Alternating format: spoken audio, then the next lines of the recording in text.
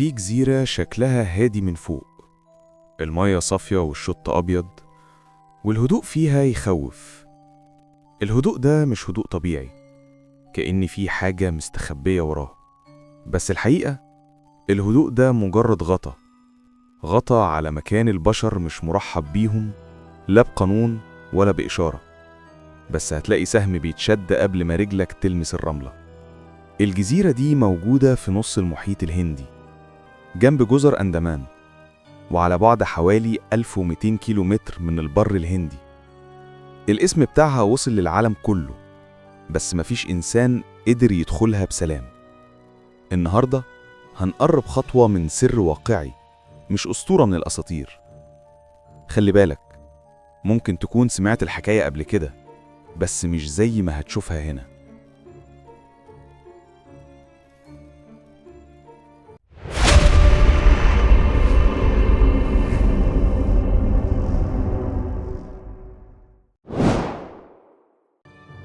من بعيد شكلها هادي، جزيرة استوائية صحراوية، نخيل، رمال، بحر هادي. لكن أول ما المركب يقرب الجو نفسه بيتغير، الهوا يبقى تقيل، المكان بيبعتلك إحساس واضح: انت مش مرغوب، لأنك مش بتدخل أرض جديدة بس، انت بتدخل زمن وقف مكانه. القبيلة اللي عايشة هنا معزولة عن العالم من آلاف السنين، لا حد شاف وشوشهم بوضوح، ولا حد فهم لغتهم، ولا حد عرف اسمهم الحقيقي. في سنة 1880 سفينة إنجليزية خبطت في الشط بالغلط. ناس نزلوا يستكشفوا وشافوا راجل واقف شايل سهم، والسكوت مخيف. المنظر بسيط، بس الرسالة واضحة: امشوا. رجعوا السفينة في صمت، ولا كلمة، ولا حتى نظرة ترحيب، وفهموا إن المكان ده مش تابع للعالم اللي احنا عارفينه. في تقارير قديمة الناس كتبت بس ملاحظات قصيرة: شكل، موقف، سهم، مفيش تفاصيل زيادة، لأن التفاصيل في الغالبية بتختفي لما تحاول تقرب. اللغة بتاعت القبيلة هناك لغز، مش شبه لغات آسيا ولا أفريقيا ولا حتى الجزر القريبة. محدش قدر يفك شفرتها، ومفيش حد عاش وسطهم دقيقة واحدة وبقى يطلع يحكي. أي محاولة تواصل بتتصعد وتطفي قبل ما تبتدي. بعض المحاولات اتقابلت بسكون، وبعضها اتقابل برد فعل صامت لكن واضح: تحذير، مش قتال بالضرورة، بس رفض كامل لأي تداخل. قبل الحوادث الكبيرة في نوع من الهدوء، هدوء أتقن الصمت. المكان كان ساكت، بس السكون ما كانش مريح. ساعات السكون نفسه بيبقى إشارة أقوى من أي صوت. في 2006 قارب صيد دخل المية بالغلط. كانوا ناس بسيطة مش عارفين حدود المنطقة. في دقايق كل حاجة خلصت. خفر السواحل وصل متأخر، شافوا آثار لكن ما قدروش يقربوا. التدخل كان مستحيل، مش لأن فيه هجوم واضح، لكن لأن الاقتراب نفسه خطر. اللي بيحصل هناك مش مجرد نزاع، ده تبادل خطر. الزائر خطر عليه، والقبيلة نفسها معرضة لشيء اسمه التعرض.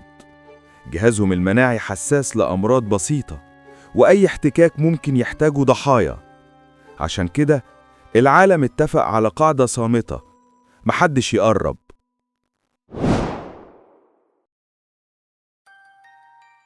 جوه الجزيرة الحياة شكل تاني تماماً. مفيش كهرباء، مفيش طرق، مفيش مباني بتتقابل مع العالم الحديث. أكواخ خشب، نار بتولع بالحجارة، أدوات من زمن تاني، أسهم معمولة يدوي، أدوات حجرية. طريقة العيش صامدة، وكأن الزمن هناك ما تبدلش. الناس دي مش بتدور على تواصل، مش بتدور على ضيوف، ومش بتتغير. لو حد شاف حياتهم من قرب غالبا هيكون أول وآخر إنسان شافها. الاستقلال ده مش غرابة، ده طريقة وجود بتدافع عن نفسها.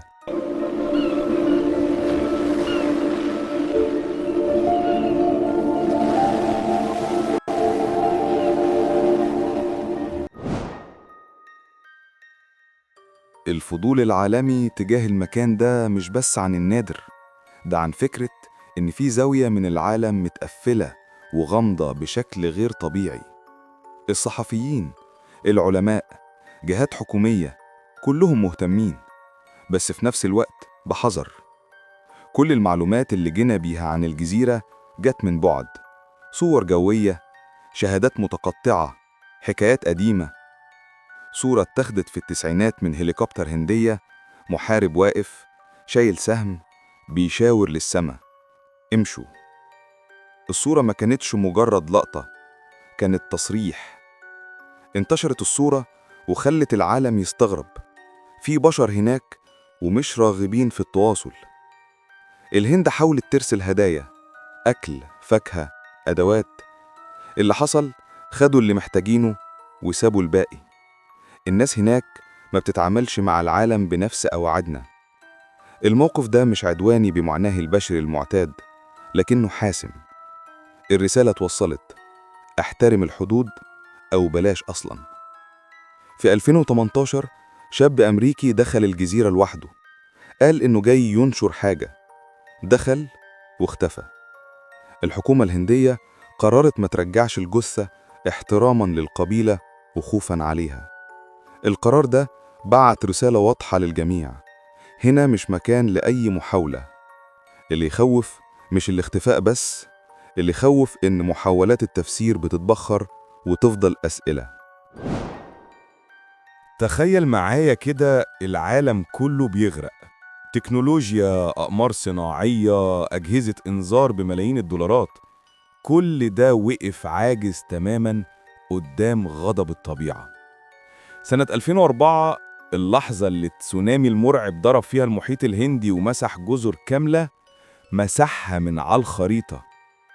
الحكومة الهندية وقتها قالت كلمة واحدة بس: خلاص، قبيلة السنتينل انتهت. ما هو بالعقل كده يا جماعة، ناس عايشين في عشش خشب بدائية على الشط، هيعملوا ايه يعني قدام موجة ارتفاعها 30 متر؟ بعتوا طيارة هليكوبتر مش عشان ينقذوهم، لأ، كانوا رايحين بس عشان يحصروا الجثث ويشوفوا حجم الكارثة. الطيار نزل واطي جدا فوق الجزيرة، وكان مجهز نفسه إنه يشوف دمار شامل، بس اللي شافه وقف عقله. القبيلة كانت سليمة وبكامل صحتها، ومش بس كده، ده طلع واحد منهم يجري بمنتهى القوة على الشط ورفع القوس والسهم بتاعه في وش الطيارة المروحي، كأنه بيبعت لهم رسالة واحدة: إحنا مش محتاجين مساعدتكم ولا عايزين شفاقتكم، امشوا من هنا. عارفين العلماء اكتشفوا إيه بعدها؟ اكتشفوا إن الناس دي من غير رادارات ولا إنترنت قدروا يسمعوا الأرض. شافوا البحر وهو بيرجع لورا بشكل غريب، وحسوا برعب الحيوانات وهي بتجري، ففهموا الإشارة فوراً وهربوا لأعلى نقطة في الغابة قبل الكارثة ما تحصل بثواني. إحنا اللي فاكرين نفسنا متطورين، الغرور عمانا، وهم بسكوتهم وفطرتهم النقية طلعوا هم الوحيدين اللي فاهمين لغة الكوكب ده صح. عاشوا عشان فضلوا في حالهم. الناس من بره بتاخد عنهم حكم سريع إنهم عدوانيين، بس الحقيقة أبسط وأكتر خطورة. هم مش أشرار، هم ناس داخل منظومة قواعدهم مختلفة، ما يعرفوش الضيف بمعنى الضيافة اللي احنا بنفهمه. هم شايفين العالم كتهديد، وكل تداخل بالنظر ليهم خطر. الاختلاف ده بين الحضارات مش حاجة ينفع نتجاهلها، لكن برضو مش حاجة نقدر نغيرها بالقوة. الرعب هنا مش من خرافة ولا من مخلوق خارج، الرعب من وجود تضارب أو اختلاف، من عزلة بتتحول لصرخة صامتة، من سكون بيضغط على صدرك، من فكرة إن في مكان ما مش محتاجك وإنت مش محتاجه، لكن وجودك ممكن يدمره. الوجود هناك بيخليك تسأل نفسك، ليه في مكان ممكن يعيش من غيرنا؟ وليه إحنا محتاجين نعرف؟ في لقطات نادرة اتصورت من بعيد تبين صيغ حياة بدائية، طقوس ما تفهمهاش، تقاليد حافظت على نفسها. الصور دي بتدي إحساس الزمن هناك مش شبيه بزمننا، والناس هناك فقدوا الحاجة للتغير. ومع كل صورة بنحس إن في حاجات اتقفلت عن عالمنا عن قصد أو عن غير قصد. النسق بتاع الجزيرة بيسكت عن نفسه كتير، وما ينفعش تحكم بسرعة. اللي واضح إن السكون بتاعها مش سكون طبيعي، بل سكون مفتعل. المكان متوتر وكأنه منتظر حاجة أو بيحافظ على حاجة. أحياناً الشجر هناك بيبقى ساكت بطريقة بتخليك تحس إن كل حركة محسوبة، وكأن الطبيعة نفسها واخدة موقف. الناس اللي بتحاول تفهم بتتكلم عن قواعد ضمنية: ما تلمسش، ما تكسرش، اترك الشيء في مكانه.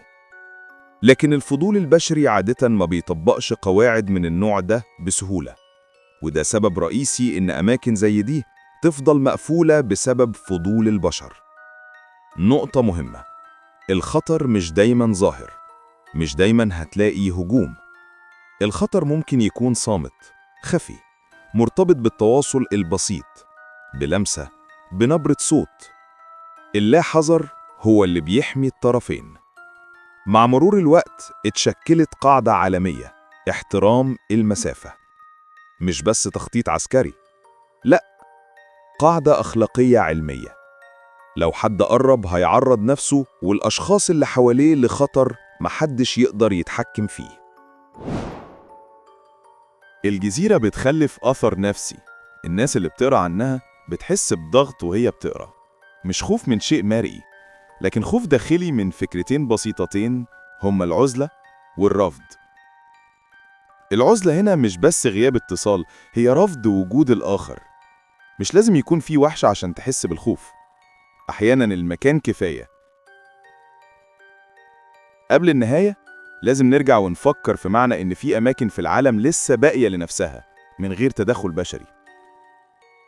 سنتينل مش مكان للغزو، مش مكان يخشوا الجماعة إياهم يقلبوهم ويسرقوا منهم حضارتهم.